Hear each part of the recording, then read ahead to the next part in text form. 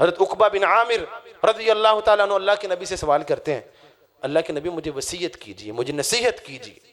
نبی علیہ الصلوۃ والسلام نے فرمایا امسک علیک لسانک، اپنی زبان کو روک کے رکھو، اپنی زبان کو اپنے قابو میں رکھو، اور اپنے گھر کے اندر ٹھہر کے رہو، بلا ضرورت بازاروں میں نہ پھرو، بلا ضرورت ایسی مجلسوں میں نہ جاؤ جن میں بیٹھنے سے تمہاری عزت خراب ہو، بلکہ اپنے گھر میں رہو یا اچھی مجلس میں جایا کرو۔ اور تیسری چیز رسول اللہ صلی اللہ علیہ وسلم نے فرمائی وَبْكِ عَلَى خَطِيئَتِكَ، اپنے گناہوں پہ رویا کرو۔ یہ 3 نصیحتیں اللہ کے نبی نے فرمائی۔ سب سے پہلی نصیحت جو ہمارا موضوع ہے، امسک علیک لسانک، اپنی زبان کو پکڑ کے رکھو۔ اگر آپ زبان کو پکڑے بول سکتے ہیں؟ نہیں بول سکتے نا۔ اس کا مطلب کیا ہے؟ صرف ضرورت کی، خیر کی بات کرنی ہے۔ بسم اللہ الرحمن الرحیم، یا ایہا الذین آمنوا اتقوا اللہ وقولوا قولا سدیدا یصلح لکم اعمالکم ویغفر لکم ذنوبکم ومن یطع اللہ ورسولہ فقد فاز فوزا عظیما۔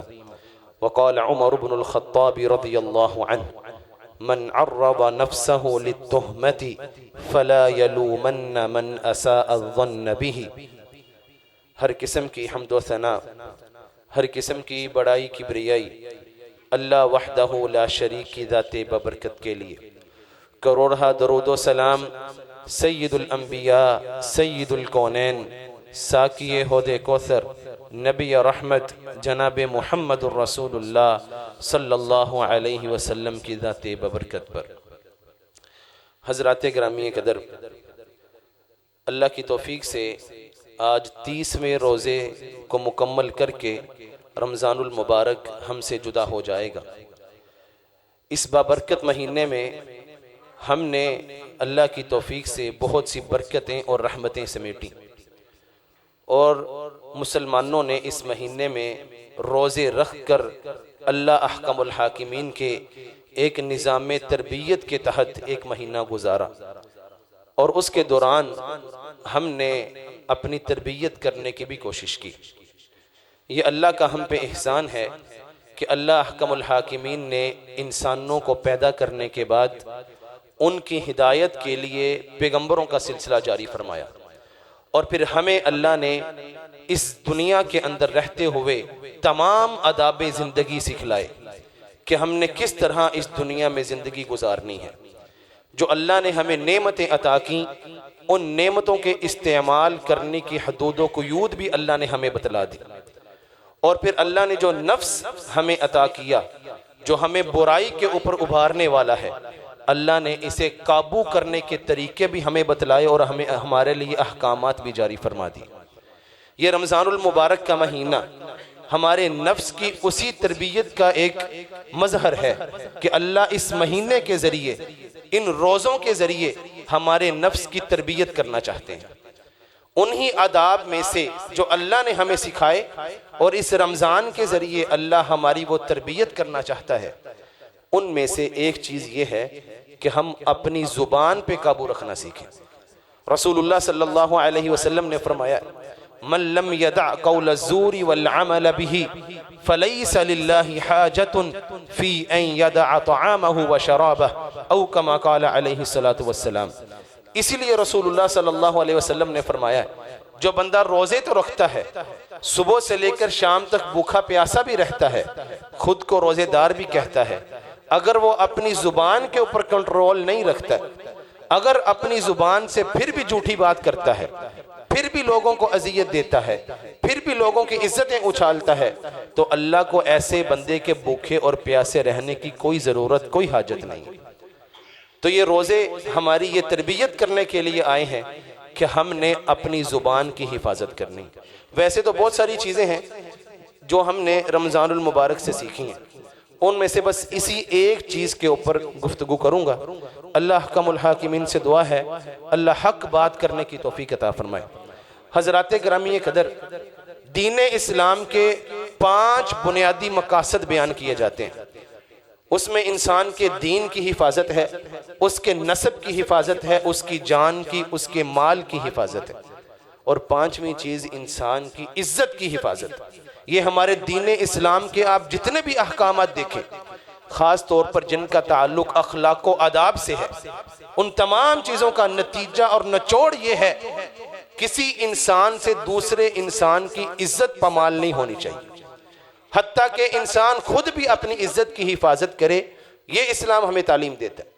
اس لیے خطبہ حجۃ الوداع کے موقع پر رسول اللہ صلی اللہ علیہ وسلم نے فرمایا تھا، ان دماءکم واموالکم واعراضکم علیکم حرام کحرمت یومکم ھذا، تمہارا مال، تمہارا خون، تمہاری عزتیں تمہارے اوپر اسی طرح حرام ہے جس طرح آج کے دن کی حرمت ہے۔ جس طرح یوم عرفہ میں حاجی سارے 2 چادریں لے کر اللہ کی بارگاہ میں پیش ہوتے ہیں، جتنی اس دن کی عزت ہے اسی طرح تم لوگوں کی عزتوں کی بھی حفاظت اسلام کے اندر اہم ہے۔ یہ رسول اللہ صلی اللہ علیہ وسلم نے ہمیں تعلیم دی ہے۔ حضرت عمر فاروق رضی اللہ تعالی عنہ وہ کہا کرتے تھے، من عرض نفسہ للتہمۃ فلا یلومن من اساء الظن بہ، جو آدمی اپنے آپ کو ایسے کاموں میں مصروف رکھے، ایسی جگہوں پر جائے، ایسی حرکتیں کرے کہ اس سے اس کی بدنامی ہو، اس سے اس کا نام خراب ہو، پھر وہ اس بندے کو جو اس کے بارے میں برا گمان کرتا ہے ملامت نہ کرے۔ آپ بتلائیے، اگر کوئی آدمی کسی ایسی مجلس میں بیٹھتا ہے جن کا کام جوا کھیلنا ہے، اگر کوئی آدمی ایسے لوگوں کے ساتھ اس کی بیٹھک ہے جو لوگ نشہ کرتے ہیں، ایسے لوگوں کے ساتھ اس کا اٹھنا بیٹھنا ہے جن کا لباس، جن کا حلیہ شریعت کے مطابق نہیں ہے بلکہ آوارہ لوگوں کی طرح وہ لباس پہنتے ہیں، تو جو لوگ ان کو دیکھیں گے کہ یہ آدمی ان کے ساتھ پھر رہا ہے، اس کے بارے میں کیا تاثر قائم ہوگا؟ جب کسی سے پوچھا جاتا ہے فلاں آدمی کیسا ہے، سب سے اہم چیز یہ ہوتی ہے اس کی بیٹھک کیسی ہے، اس کے دوست کیسے ہیں، وہ کیسی جگہوں پر جاتا ہے، کیسے لوگوں کے ساتھ بیٹھتا ہے۔ اپنی عزت کا دفاع کرنا اور ایسے کاموں سے بچنا جو لوگوں کے ذہن میں شک و شبہ پیدا کر دیں، یہ رسول اللہ صلی اللہ علیہ وسلم کی سنت بھی ہے اور شریعت کا حکم بھی ہے۔ ایک دفعہ سیدنا محمد رسول اللہ صلی اللہ علیہ وسلم اعتکاف پر بیٹھے ہوئے ہیں، ام المومنین سیدہ صفیہ رضی اللہ تعالی عنہ نبی علیہ الصلوۃ والسلام کے پاس تشریف لاتی ہیں۔ آپ علیہ الصلوۃ والسلام کچھ دیر کے بعد ان کو چھوڑنے کے لیے مسجد سے گھر کی طرف جاتے ہیں۔ مسجد کے دروازے کے پاس پہنچتے ہیں، 2 انصاری صحابہ کرام آپ کو دیکھتے ہیں۔ نبی علیہ الصلوۃ والسلام وہیں رک جاتے ہیں اور رک کر فرماتے ہیں، علی رسلکما انما ہی صفیہ، ادھر ہی ٹھہر جاؤ اور میری بات سنو، یہ میرے ساتھ جو عورت ہے یہ میری بیوی صفیہ ہے۔ یہ رسول اللہ صلی اللہ علیہ وسلم نے کیوں وضاحت کی ہے؟ کہیں ان کے دل میں شیطان یہ بات نہ ڈال دے کہ اللہ کے نبی نعوذ باللہ کسی نامحرم عورت کے ساتھ جا رہے ہیں۔ جب اللہ کے نبی نے یہ بات ان سے کہی، وہ کہنے لگے سبحان اللہ، اللہ کے نبی کیا آپ کے بارے میں ہم ایسی کوئی بات سوچ سکتے ہیں؟ تو رسول اللہ صلی اللہ علیہ وسلم نے فرمایا، ان الشیطان یبلغ من الانسان مبلغ الدم، جو شیطان ہے یہ انسان کے خون کی طرح انسان کے اندر گردش کرتا ہے۔ مجھے اس بات کا ڈر تھا کہیں یہ شیطان تمہارے دل میں کوئی غلط بات نہ بٹھا دے، اس لیے رسول اللہ صلی اللہ علیہ وسلم نے اپنی آپ کو شک و شبے سے دور کرنے کے لیے اس بات کی وضاحت دی کہ میرے ساتھ میری بیوی صفیہ ہے۔ وہ اللہ کے نبی، وہ انسان جو ساری کائنات کے سردار ہیں، جن کو اللہ نے خاص طور پر چن کر اپنے دین کو مکمل کرنے کے لیے، تمام شریعتوں کو مکمل کرنے کے لیے اللہ نے بھیجا، وہ ہستی کہ جس سے کسی گناہ کا تصور نہیں کیا جا سکتا ہے، وہ بھی اپنے آپ سے شک و شبے کو دور کرنے کا اہتمام کرتے ہیں۔ اور ہم لوگ جن کے بارے میں تو ہر وقت ہمیں یہ خود یہ خطرہ رہتا ہے کہ پتہ نہیں ہم کس طرح کی زندگی گزار رہے ہیں، ہم سے گناہ بھی ہو جاتے ہیں، ہم ایسی مجلسوں میں بھی چلے جاتے ہیں جو مجلسیں ایک مسلمان کے شیان شان نہیں ہیں، تو پھر ہمیں کیوں نہیں اپنے آپ سے شک کو دور کرنا چاہیے؟ تو سب سے پہلا آج کے اس خطبہ جمعۃ المبارک کا پیغام یہ ہے، اپنے آپ سے شک و شبے کو دور کریں، ایسی ہر مجلس سے دور ہو جائیں جن مجلسوں میں بیٹھنے کی وجہ سے انسان کی بدنامی ہوتی ہے، ایسے گروہوں کے ساتھ ایسے لوگوں کے ساتھ، ایسے لوفر بازوں کے ساتھ پھرنا بند کر دیں جن کے ساتھ پھرنے کی وجہ سے آپ کی عزت کے اوپر حرف آتا ہے۔ جو آدمی خود اپنی عزت کا دفاع نہیں کرتا، پھر لوگ بھی اس کی عزت کا خیال نہیں کرتے۔ اگر ہمارا لباس، ہمارا حلیہ ایسا ہوگا، ہماری صحبت ایسی ہوگی جس صحبت کی وجہ سے لوگوں کو یہ تاثر ملے کہ یہ بھی ان جیسا ہی ہے، تو پھر مجھے کسی کو ملامت نہیں کرنا چاہیے کہ فلاں نے میرے بارے میں یہ بات کیوں کی، فلاں میرے بارے میں یہ گمان کیوں کرتا ہے، میں نے خود اس کو موقع فراہم کیا۔ اس لیے کہا جاتا ہے صحبت سالے ترا سالے کو نند، صحبت تالے ترا تالے کو نند، کہ انسان جس صحبت میں بیٹھتا ہے اسی صحبت کا رنگ اس کے اوپر چڑھ جاتا ہے۔ اسی لیے رسول اللہ صلی اللہ علیہ وسلم نے فرمایا اچھی مجلس میں بیٹھنے والا اسی طرح ہے جس طرح وہ کسی خوشبو والے کے پاس بیٹھا ہے۔ اگر اس سے خوشبو نہیں بھی خریدتا ہے تو اس خوشبو سے وہ محظوظ ہو جاتا ہے، اس کے کپڑوں کو بھی کچھ نہ کچھ خوشبو پہنچ جاتی ہے، اس کو بھی وہ راحت مل جاتی ہے جو خوشبو والے کو ملتی ہے۔ اور بری مجلس میں بیٹھنے والا اس بھٹی والے کی طرح ہے جو انگاروں کو، جو انگارے بناتا ہے، لوہے کی چیزیں اس پر گرم کر کے ان کو شکلیں دیتا ہے، بناتا ہے، اگر یہ اس کے پاس کام نہ بھی کرے وہ انگارے اس کے کپڑوں کو جلا دیتے ہیں۔ تو اس لیے حضرات گرامی قدر، اچھی صحبت میں بیٹھنا یہ انسان کے دین کی بھی حفاظت کرتا ہے، اس کی عزت کی بھی حفاظت کرتا ہے۔ رسول اللہ صلی اللہ علیہ وسلم نے فرمایا المرء علی دین خلیلہ فلینظر احدکم من یخالل او کما قال علیہ الصلاۃ والسلام۔ رسول اللہ صلی اللہ علیہ وسلم فرماتے ہیں آدمی اپنے دوست کے دین کے اوپر ہوتا ہے، اس لیے تمہیں چاہیے دوستیاں کرنے سے پہلے دیکھو کہ میں کن لوگوں کو اپنا دوست بنا رہا ہوں۔ اس لیے ہمیں چاہیے ہم ایسی مجلسوں میں بیٹھیں، ایسی صحبتوں میں بیٹھیں جن صحبتوں میں بیٹھنے کی وجہ سے ہماری عزت بنے۔ بسا اوقات یہ ہوتا ہے انسان خود تو اس مقام اور مرتبے کا نہیں ہوتا، اچھے لوگوں کے پاس بیٹھنے کی وجہ سے اللہ اس کو بھی عزت دے دیتا ہے، اچھی مجلسوں میں بیٹھنے کی وجہ سے اللہ اس کے لیے بھی معافی کے راستے آسان کر دیتا ہے۔ وہ حدیث آپ نے سن رکھی ہے کہ رسول اللہ صلی اللہ علیہ وسلم نے فرمایا اللہ کے کچھ فرشتے ایسی مجلسوں کو تلاش کرتے ہیں جہاں پر اللہ کا ذکر ہوتا ہے، وہ مجلسیں مل جاتی ہیں۔ اختصار اس حدیث کا یہ ہے جب وہ فرشتے اللہ کے پاس واپس جاتے ہیں، اللہ تعالیٰ ان سے کچھ سوال جواب کرتا ہے، پھر اللہ آخر میں یہ اعلان کرتا ہے گواہ ہو جاؤ قد غفرت لہم، میں نے اس مجلس والوں کو معاف کر دیا۔ فرشتے کہتے ہیں اے اللہ اس مجلس میں تو ایک آدمی ایسا بھی تھا جو اس مجلس والا نہیں تھا، وہاں سے گزر رہا تھا، پاس رک گیا۔ تو اللہ حکم الحاکمین فرماتے ہیں یہ ایسے لوگ ہیں لا یشقا جلیسہم، ان کے پاس بیٹھنے والا بھی ناکام نہیں ہوتا ہے۔ تو پھر ایسے لوگوں کے پاس بیٹھنا چاہیے جن کے پاس بیٹھنے سے ہمارا دین بھی بہتر ہو، ہمارے اخلاق بھی بہتر ہو۔ اگر برے لوگوں کے پاس بیٹھیں گے تو اگر لوگ آپ کے بارے میں باتیں کریں کہ اس کی بیٹھک اچھی نہیں ہے، یہ اچھا آدمی نہیں ہے، یہ فلاں فلاں کے پاس بیٹھتا ہے، پھر ہمیں کسی کو ملامت کرنے کی ضرورت نہیں ہے، بلکہ کل قیامت کا دن ہوگا برے دوست بنانے والے کہیں گے یا ویلتا لیتنی لم اتخذ فلانا خلیلا، کاش دنیا میں اس بدبخت کو اپنا دوست نہ بناتا۔ اس لیے دنیا میں اپنی دوستیاں بہتر کریں، اپنی صحبتیں بہتر کریں۔ اسی طرح جو انسان کی عزت کو خراب کرنے والی چیزیں ہیں ان میں سے برا حلیہ بنانا ہے۔ آپ نے کتنے مرد ایسے دیکھے ہوں گے جو عورتوں جیسا گیٹ اپ بناتے ہیں، ان کا لباس دیکھیں، ان کے بال دیکھیں، حتیٰ کہ انہوں نے اپنے کانوں میں والیاں پہنی ہوتی ہیں، حتیٰ کہ بعض مرد تو میک اپ کر کے بازاروں میں پھرتے ہیں، ایسا حلیہ ایسا لباس بناتے ہیں جن سے عورتوں کی مشابہت ہوتی ہے، اور پھر کوئی آدمی ان کو برا بلا کہے، پھر وہ کہیں جی شکایت کریں کہ اس نے مجھے ایسا کیوں کہا۔ بھئی تم نے اپنے کرتوت ہی ایسے بنائے ہیں جن کی وجہ سے لوگوں کے دلوں میں یہ بات آتی ہے کہ بندہ اچھا نہیں ہے۔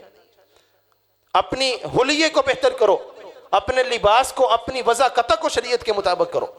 وگرنہ رسول اللہ صلی اللہ علیہ وسلم نے فرمایا لعن رسول اللہ صلی اللہ علیہ وسلم المتشبہین من الرجال بالنساء والمتشبہات من النساء بالرجال، اللہ کے نبی نے ان لوگوں پر لعنت کی ہے جو مرد عورتوں جیسا حلیہ بناتے ہیں، ان عورتوں پر لعنت کی ہے جو عورتیں مردوں جیسا حلیہ بناتی۔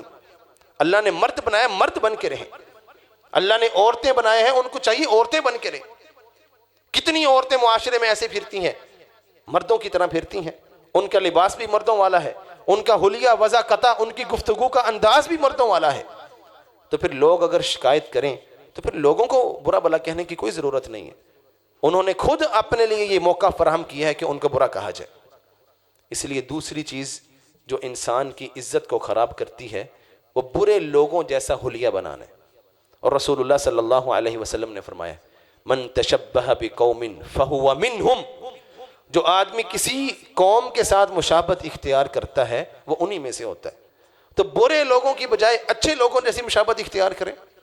چلے اعمال میں کمی ہے، کوئی کمی ہو جاتی ہے، گناہ بھی ہو جاتے ہیں، اور کم از کم اپنا حلیہ ہی نیک لوگوں جیسا بنا لیں، کم از کم اپنی وضع قطع، آپ کا لباس، آپ کا چہرہ وہی سنت کے مطابق ہو جائے۔ شاید اللہ ہمارے اس حلیے کی طرح، حلیے کی وجہ سے، اچھے لوگوں جیسا بنانے کی وجہ سے اللہ ہمیں بھی معاف کر دے۔ اس لیے حضرات گرامی قدر، دوسری چیز جو انسان کی عزت کو خراب کرتی ہے وہ غلط حلیہ اختیار کرنا ہے، برے لوگوں جیسی وضع قطع اختیار کرنا ہے۔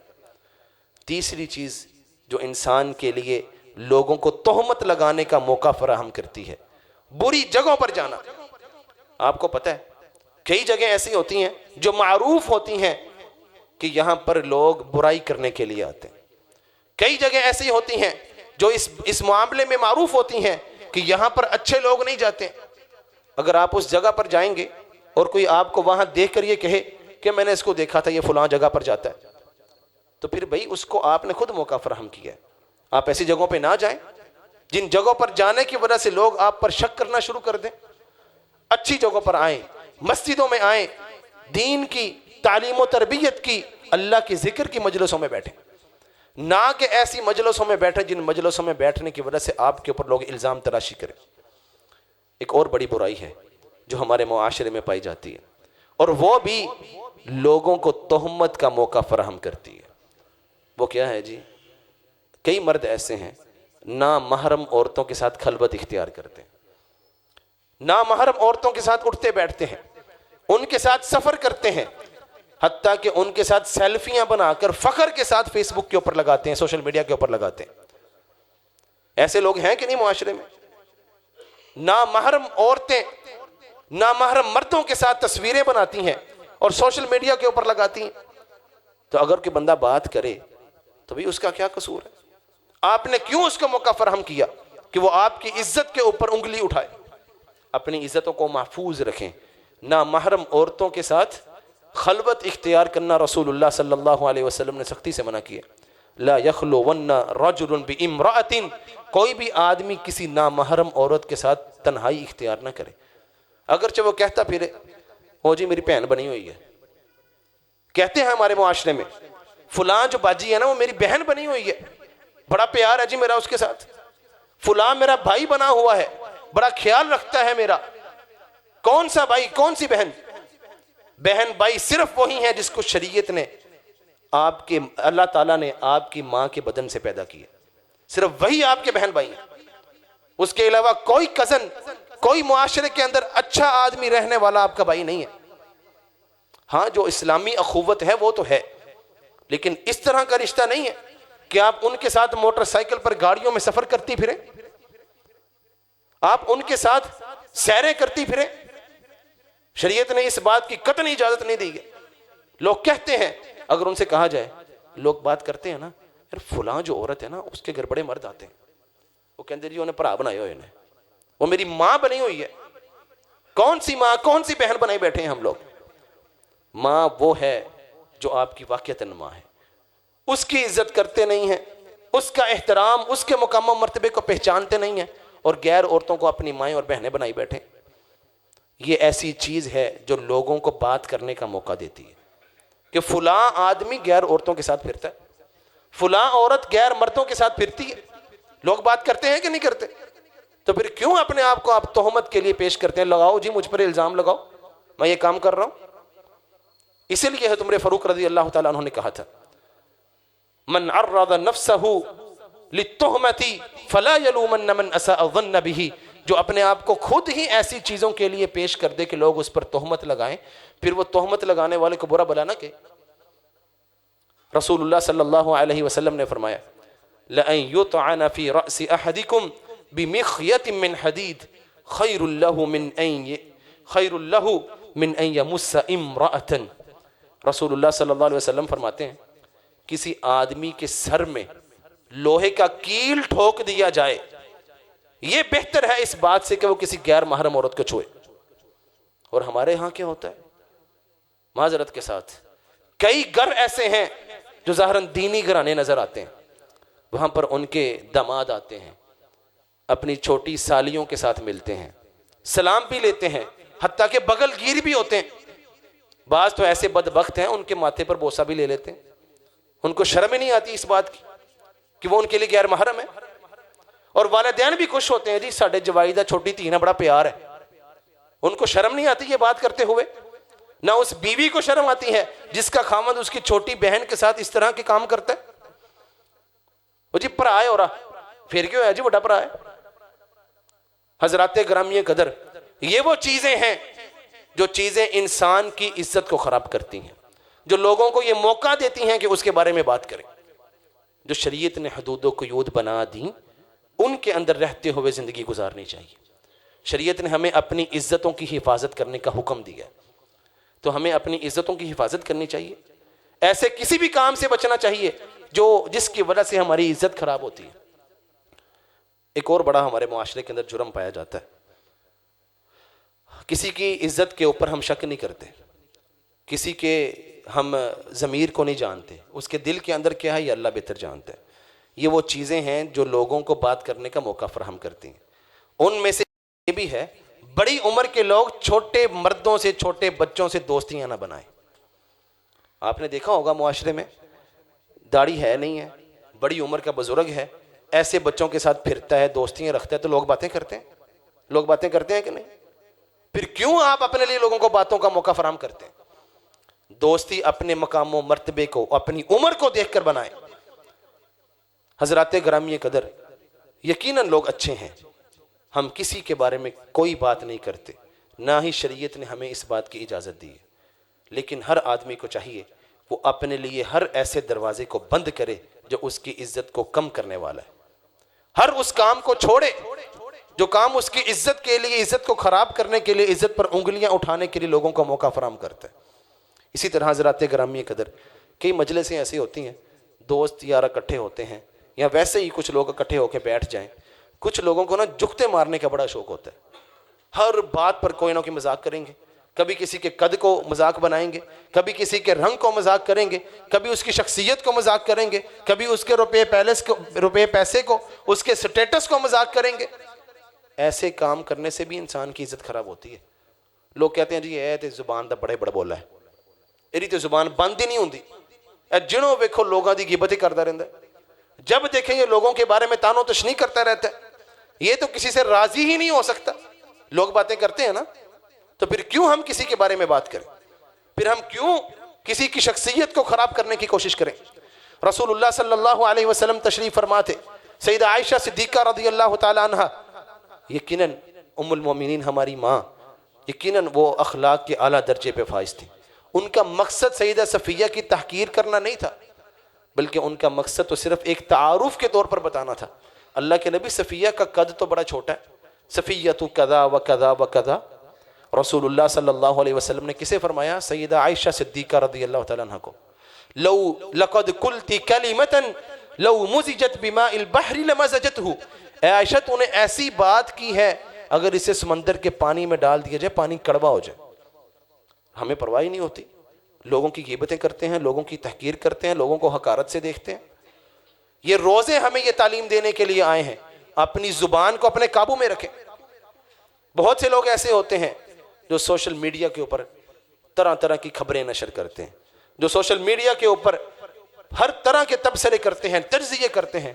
آپ ابھی کسی مجلس میں بیٹھ جائیں، 5-7 لوگ، وہاں پر آپ کو بڑے بڑے تجزیہ نگار نظر آئیں گے جن کو شاید قرآن پاک کی ایک آیت بھی نہ آتی ہو، وہ پوری دنیا کے بارے میں تجزیہ کریں گے۔ فلاں علاقے میں یہ ہو رہا ہے، جو ان کا مقصد یہ ہے، فلاں یہ ہو رہا ہے، یہ ہے، فلاں شخصیت ایسی ہے، فلاں حکمران جو ہے وہ یہودی ہے، فلاں فلاں ہے، فلاں فلاں ہے، ہر وقت وہ فلاں فلاں کے بارے میں باتیں کرتے رہیں گے. ایسی بات کرنے والا بھی اپنی شخصیت کو خراب کرتا ہے.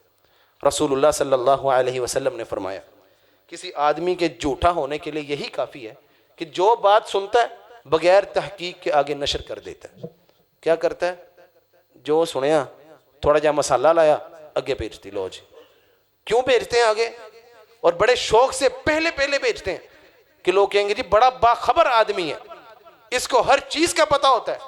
لہذا اپنی واہ واہ کروانے کے لیے اللہ کے نبی کی زبان مبارک سے اپنے لیے جھوٹے ہونے کا سرٹیفکیٹ لے لیتا ہے. اور جھوٹوں پر کیا ہے؟ لعنت اللہ علی الکاذبین. جھوٹوں پر اللہ کی لعنت ہے نا. تو پھر کیوں ہم جھوٹے تبصرے کرتے ہیں، جھوٹے تجزیے کرتے ہیں؟ اگر میں خاموش ہو جاؤں تو اس میں کیا میری عزت کم ہوگی؟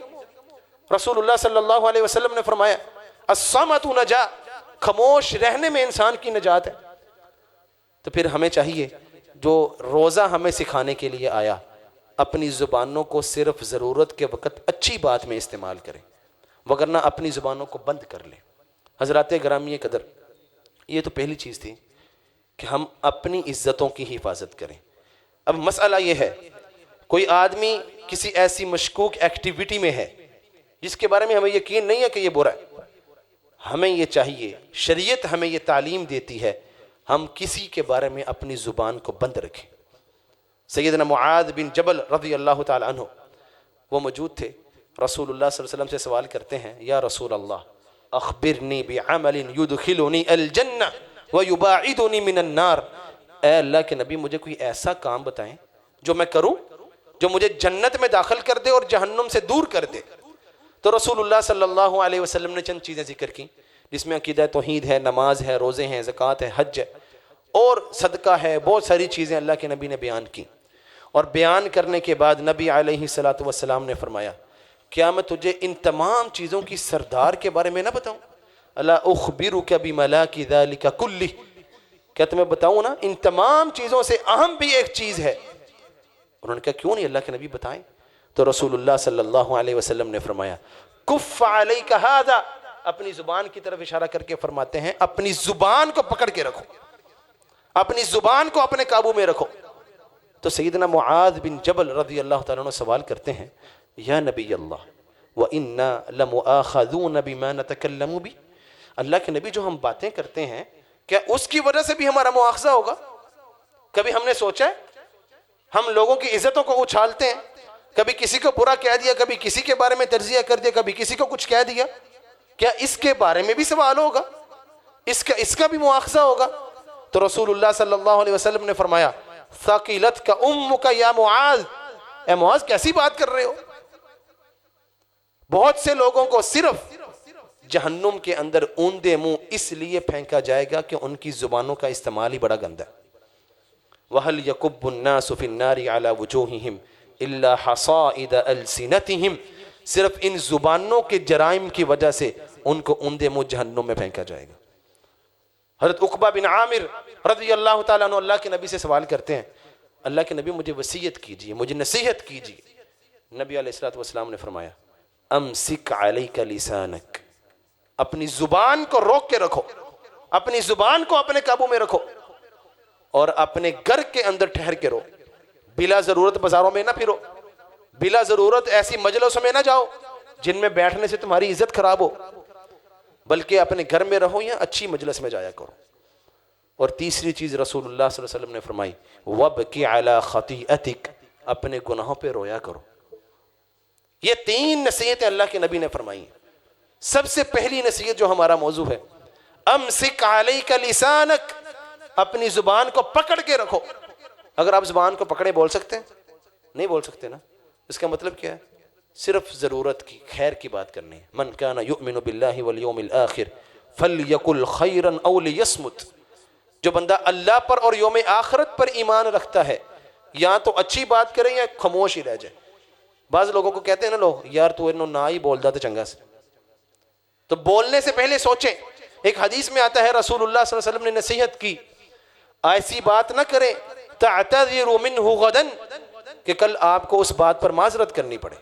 اسلام تو ہمیں یہ تعلیم دیتا ہے کہ ہم بات کرنے سے پہلے اس کو سوچیں اس بات کے کرنے کا کوئی فائدہ بھی ہے، اس بات کے کرنے کا کوئی نقصان تو نہیں ہے. اس لیے اپنی عزتوں کی حفاظت کے ساتھ ساتھ اپنی زبان سے لوگوں کو بھی محفوظ رکھنا ہے. اللہ احکم الحاکمین نے یہی ہمیں حکم دیا ہے. سورۃ الحجرات میں اللہ احکم الحاکمین فرماتے ہیں یا ایھا الذین آمنوا اجتنبوا کثیرا من الظن ان بعض الظن اثم ولا تجسسوا ولا یغتب بعضکم بعضا ایحب احدکم ان یأکل لحم اخیہ میتا فکرہتموہ. اللہ احکم الحاکمین مومنوں کو مخاطب کر کے یہ حکم دیتے ہیں اجتنبوا کثیرا من الظن، لوگوں کے بارے میں برے گمان کرنے سے بچو. ولا تجسسوا، لوگوں کے معاملات کو ٹٹولو نہیں، کان لگا کے نہ سنو کہ فلاں کیا کرتا ہے، فلاں کیا کرتا ہے، فلاں کیا کرتا ہے. لوگوں کے موبائلوں کے اوپر نہ جھانکو، بلکہ جو کر رہا ہے اس کو خیر کی بات کہیں، کسی کے عیب تلاش کرنے کی کوشش نہ کریں. اور ایک حدیث میں آتا ہے رسول اللہ صلی اللہ علیہ وسلم فرماتے ہیں من استمع الى حدیث قوم وهم له کارہون صب فی اذنہ الآن یوم القیامہ. جو بندہ کسی کی ایسی بات کو سنے جس کو وہ پسند نہیں کرتا ہے، صب فی اذنہ الآن یوم القیامہ، کل قیامت کے دن اس کے کان میں سیسا پگھلا کے ڈالا جائے گا. ہم اس کو جرم سمجھتے ہیں؟ ہم تو بڑے چھپ چھپ کر لوگوں کی باتیں سنتے ہیں. مائیں اپنے بچوں کو بھیجتی ہیں جا ویکیا نال دے کی کرن دینے، جا ویکیا ہم سائے کی کر رہے ہیں، انہوں نے کی پکایا ہے، انہوں نے کار کون آیا ہے، جاؤ بیٹا سن کے رہو کیا بات کر رہے ہیں. یہ والدین بچوں کی تربیت کرتے ہیں. اور رسول اللہ صلی اللہ علیہ وسلم فرماتے ہیں صب فی اذنہ الآن یوم القیامہ، اس کے کان میں سیسا پگھلا کر ڈالا جائے گا. تو پھر بھی ہم لوگوں کی باتوں کو ٹٹولتے پھریں.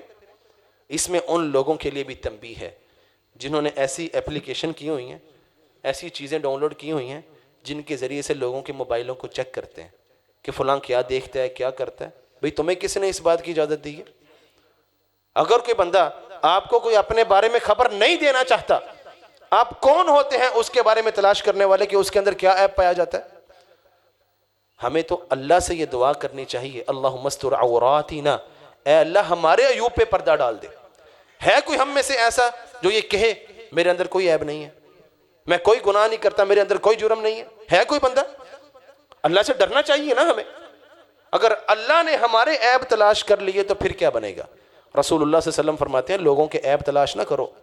اگر تم لوگوں کے عیب تلاش کرو گے اللہ تمہارے عیب تلاش کرے گا، اور جس کے عیب اللہ تلاش کرے اللہ اس کو دنیا میں بھی اور آخرت میں بھی رسوا کر دیتا ہے.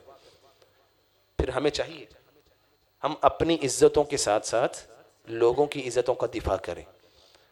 ہم لوگوں کے عیب نہ تلاش کریں، بلکہ اگر کسی کا عیب معلوم ہو جائے اس کو چھپائیں، اس کو تنہائی میں ہدایت دے دیں، اس کو نصیحت کر دیں، اس کو روک دیں کہ بھئی یہ کام تمہارے لیے ٹھیک نہیں ہے، اس کو چھوڑ دو.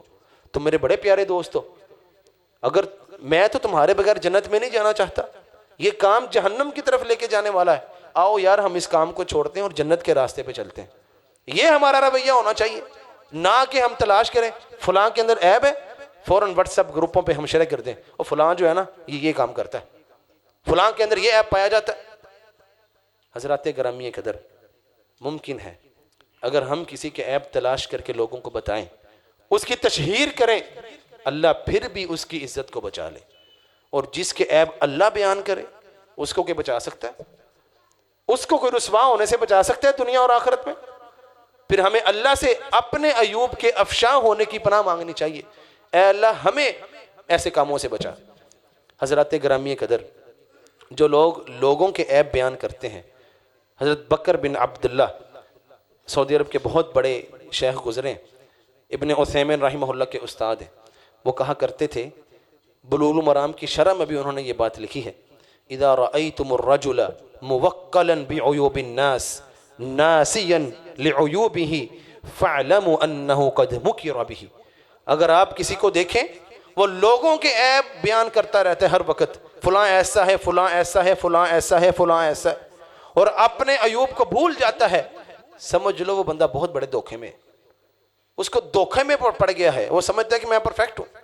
اور رسول اللہ صلی اللہ علیہ وسلم نے فرمایا ہے ثلاث مہلکات، تین چیزیں انسان کو ہلاک کر دینے والی ہیں، ان میں سے ایک چیز ہے اعجاب المرء بنفسہ، انسان اپنے آپ کو پرفیکٹ سمجھنا شروع کر دے یہ انسان کو ہلاک کر دیتی. اس لیے لوگوں کے عیوب تلاش نہ کریں. محمد بن سیرین رحمہ اللہ وہ کہا کرتے تھے کننا نحدث ان اکثر الناس من خطایا آخرہم. ہم نے لوگوں کو دیکھا ہے جو کسی کی خطاؤں کو بیان کرتا ہے, جو لوگوں کے عیوب کو تلاش کر کر کے بیان کرتا ہے, وہ بندہ خود سب سے زیادہ عیب والا ہوتا ہے. اس کو اپنے عیبوں پہ نظر ہی نہیں ہے. اگر ہم اپنے عیوب کو دیکھنا شروع کر دیں, یقین جانیے ہمیں لوگوں کے عیوب بیان کرنے کا وقت ہی نہ ملے. اگر ہم اپنی اصلاح کرنی شروع کر دیں تو یقین جانیے ہمارے پاس اتنا وقت ہی نہ ہو کہ ہم لوگوں کے عیوب کو تلاش کر کے بیان کریں.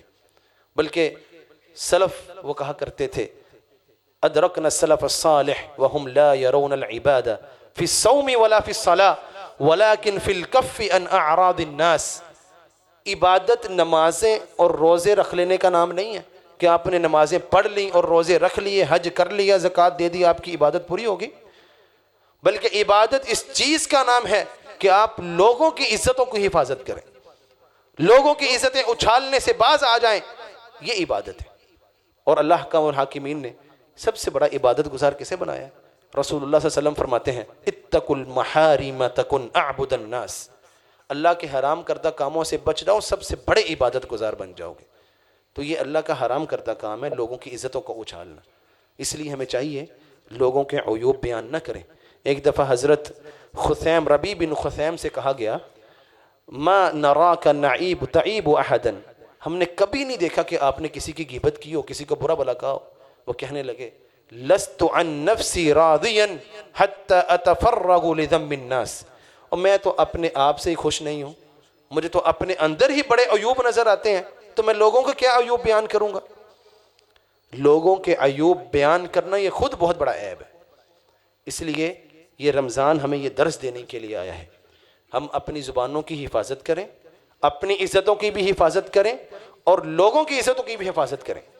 جب بندہ دوسروں کی غیبت کرتا ہے اس کے بارے میں اللہ حکم الحاکمین فرماتے ہیں وَلَا يَكْتَبْ بَعْضُكُمْ بَعْضًا أَيُحِبُّ أَحَدُكُمْ أَن يَأْكُلَ لَحْمَ أَخِيهِ مَيْتًا فَكَرِهْتُمُوهُ. کیا تم میں سے کوئی پسند کرتا ہے کہ وہ اپنے مردہ بھائی کا گوشت کھائے؟ غیبت کرنا اپنے بھائی کا گوشت کھانے کے مانند ہے. رسول اللہ صلی اللہ علیہ وسلم کو جب معراج کروایا گیا, آپ جنت اور جہنم کی سیر کر کے آئے, اور آپ نے دیکھا جہنم میں کچھ لوگ ایسے ہیں جن کے ناخن تانبے کے بنے ہوئے ہیں, اپنے چہروں کو نوچتے ہیں, اپنے سینے کو نوچتے ہیں. اگر کبھی ہلکی سی سوئی لگ جائے نا ہمارے جسم پہ بڑی تکلیف ہوتی ہے. بسا اوقات وہاں پر سوزش ہو جاتی ہے, یار بڑی پیڑی بجی ہے, اور ہم سی کر اٹھتے ہیں. ہلکی سی سوئی لگ جائے, ہلکا سا کوئی کیل ہمارے پاؤں پہ لگ جائے تو کئی دن زخم ٹھیک نہیں ہوتا. یہ لوگ اللہ کے نبی نے دیکھا اپنے تانبے کے ناخنوں سے اپنے منہ کو نوچ رہے ہیں, اپنے سینے کو نوچ رہے ہیں. اللہ کے نبی نے سوال کیا یہ کون سے لوگ ہیں بھائی, ان کا کیا جرم ہے؟ تو نبی علیہ الصلوۃ والسلام کو بتایا گیا یہ وہ لوگ ہیں جو اپنے بھائیوں کا مردہ گوشت کھایا کرتے تھے. کیا جرم تھا ان کا؟ لوگوں کی غیبت کیا کرتے تھے, ادھر کی بات ادھر, ادھر کی بات ادھر, ادھر کی بات ادھر, اس کی برائیاں اس کے سامنے, اس کی برائیاں اس کے سامنے. اس جرم کی وجہ سے کل قیامت کے دن اپنے ناخنوں سے اپنے سینے کے گوشت کو نوچیں گے. تو حضرات گرامی قدر, ہمیں ایسے گناہوں سے بچنا چاہیے. اور نبی علیہ الصلوۃ والسلام کی نصیحت جو آپ نے حجۃ الوداع کے موقع پہ فرمائی ان اموالکم ان دمکم و اموالکم و اعراضکم علیکم حرام کحرمت یومکم ھذا, تمہارا خون, تمہارا مال, تمہاری جان, تمہاری عزت یہ تمہارے اوپر اسی طرح حرام ہے جس طرح آج کے دن کی حرمت ہے. اللہ احکم الحاکمین سے دعا ہے اللہ ہمیں اپنی عزتوں کی بھی حفاظت کی توفیق عطا فرمائے, اور اللہ ہمیں لوگوں کی عزتوں کی بھی حفاظت کی توفیق عطا فرمائے. اللہ ہمیں غیبت جیسی برائی سے محفوظ فرمائے. رسول اللہ صلی اللہ علیہ وسلم نے فرمایا ہے جو بندہ لوگوں کی غیبت کرتا ہے لا يدخل الجنت النمام, لوگوں کی غیبت کرنے والا جنت میں داخل نہیں ہوگا. اللہ ہمیں ایسی برائیوں سے محفوظ فرمائے. وآخر دعوانا ان الحمد للہ رب العالمین.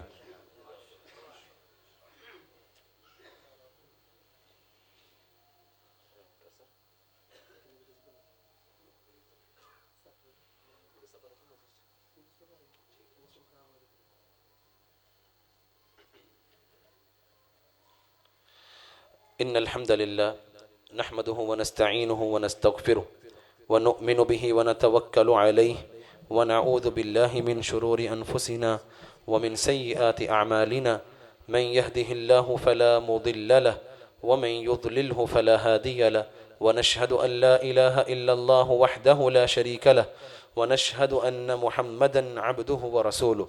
أعوذ بالله من الشيطان الرجيم. بسم الله الرحمن الرحيم. إن الله وملائكته يصلون على النبي يا أيها الذين آمنوا صلوا عليه وسلموا تسليما.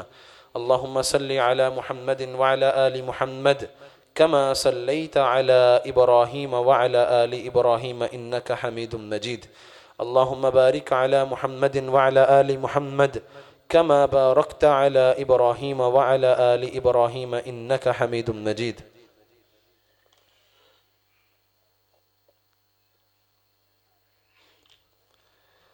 حضرات گرامی قدر، رمضان المبارک کا مہینہ بالکل اختتام کو پہنچ چکا. آج مغرب کی اذان کے ساتھ رمضان المبارک کا مہینہ ختم ہو جائے گا اور شوال کا چاند طلوع ہو جائے گا. یقیناً اللہ کی توفیق سے آپ تمام احباب نے اس مہینے میں بہت سی نیکیاں کرنے کی کوشش کی. اللہ احکم الحاکمین آپ سب کی نیکیوں کو قبول فرمائے، اور جو کمی کوتاہی ہم سے رہ گئی ہے ہم اللہ سے دعا کرتے ہیں اللہ اسے درگزر فرمائے، اللہ اس پر ہماری پکڑ نہ کرے، بلکہ اللہ احکم الحاکمین ہماری کمیوں کوتاہیوں کو بھی نیکیوں کے اندر تبدیل فرما دے. یقیناً اللہ اس بات پر قادر ہے. حضرات گرامی قدر، رمضان المبارک میں بہت ساری نیکیاں ہم نے کی. ان میں قرآن پاک کی تلاوت ہے، روزے ہیں، اسی طرح رمضان کا اختتام ہے. چند گھنٹے باقی ہیں، چند گھڑیاں باقی ہیں، گھر جائیں گے کچھ دیر بعد وہ بھی گزر جائیں گی. تو اللہ نے آپ کو آج کا دن مزید دیا ہے. مزید نیکیاں ہمیں کرنی چاہیے، دعائیں بھی کرنی چاہیے، اور ہمیں جو دن باقی ہیں قرآن پاک کی تلاوت بھی کریں، جو گھنٹے باقی ہیں اللہ سے اپنے گناہوں کی معافی بھی حاصل کریں اور صدقہ و خیرات بھی کریں. اس مسجد کی طرف سے بھی یہ اعلان ہے. یقیناً مسجد کے اخراجات آپ احباب کے تعاون سے ہی پورے ہوتے ہیں. یقین جانیے اللہ تعالیٰ ایسے افراد بھی پیدا کر دیتا ہے جو اکیلا فرد کئی مسجدوں کے خرچے اٹھا سکتا ہے. لیکن اللہ نے یہ ہمیں موقع دیا ہے کہ ہم غریب لوگ بھی تھوڑے سے پیسے جتنے اللہ نے ہمیں دیے ہیں ہم ان مسجد کے انتظام و انصرام میں اپنا حصہ بھی شامل کر سکیں، اور رسول اللہ صلی اللہ علیہ وسلم کی احادیث کے مصداق بن سکیں کہ رسول اللہ صلی اللہ علیہ وسلم نے فرمایا من بنا للہ مسجدا بنا اللہ لہ بیتا فی الجنہ. جو مسجد بناتا ہے اللہ جنت میں اس کا گھر بناتا ہے. مسجد بنانے میں مسجدوں کو تعمیر کرنا بھی ہے، مسجد کے انتظامات میں اپنا حصہ شامل کرنا بھی ہے. تو میری تمام احباب سے یہ گزارش ہے ان آخری گھڑیوں میں جن میں صدقہ و خیرات کی قیمت بہت زیادہ ہے، مسجد کے ساتھ تعاون کریں تاکہ ان کے انتظامات اچھے طریقے سے چل سکیں. مسجد کے ساتھ تعاون کریں. یقین جانیے ایک کے بدلے اللہ رمضان میں جتنی نیکیاں عطا کرتا ہے عام دنوں میں وہ نہیں ملتی ہیں، تو اس کو غنیمت جانیں. دوسرا اعلان یہ ہے کہ جامع مسجد ربانی اہل حدیث کی طرف سے عید الفطر کی نماز گلدستہ پارک میں جو بالکل قریب ہے وہاں پر پورے 7 بجے انشاءاللہ ادا کی جائے گی، اور اگر بارش کی صورتحال پیدا ہوتی ہے تو انشاءاللہ مسجد کے اندر عید کی نماز ادا کی جائے گی. تیسرا اعلان فطرانے کے حوالے سے. آپ نے دروس میں، خطبات جمعۃ المبارک میں، اور الحمدللہ آج کل تو سوشل میڈیا کے اوپر علماء کے آپ نے فتاوی اور احکامات آپ نے سن لیے ہیں فطرانے کے حوالے سے. مختصر بات یہ ہے عید کی نماز پڑھنے جانے سے پہلے اپنا فطرانہ لازمی ادا کریں. میں نے پچھلے جمعے بھی یہ بیان کیا تھا کہ اکثر جمہور علماء کا یہ موقف ہے کہ فطرانہ اناج کی شکل میں دینا چاہیے، لیکن بہت سارے علماء کا یہ بھی موقف ہے کہ اناج کی قیمت بھی فطرانے کے طور پر ادا کی جا سکتی ہے. جو مجھے صحیح معلوم ہوتا ہے واللہ عالم وہ یہی ہے کہ ہمیں اناج کی صورت میں فطرانہ ادا کرنا چاہیے. تو جو احباب اناج کی صورت میں ادا کرنا چاہتے ہیں وہ بھی، اور جن کو ان علماء کا فتویٰ اور ان کی دلیل سمجھ میں آتی ہے جو یہ کہتے ہیں کہ نقدی بھی ادا کر سکتے ہیں، وہ نقدی میں فطرانہ عید کی نماز پڑھنے جانے سے پہلے ادا کر دیں. اس مسجد میں نقدی فطرانہ وصول کرنے کے لیے قاری سمران صاحب موجود ہیں. آپ ان کو اپنا فطرانہ جمع کروا سکتے ہیں جو اسی محلے کی بیوہ اور یتیم بچوں کے درمیان میں انشاءاللہ تقسیم کیا جائے گا. اور یہاں پر الحمدللہ ایک کمیٹی موجود ہے جو اس محلے کی بیواؤں تک تعاون بھی پہنچاتی ہیں اور انشاءاللہ آپ کا فطرانہ بھی ان تک پہنچ جائے گا۔ اللہ احکم الحاکمین ہمیں تمام کام سنت کے مطابق کرنے کی توفیق عطا فرمائے۔ سبحان ربک رب العزت عما یصفون۔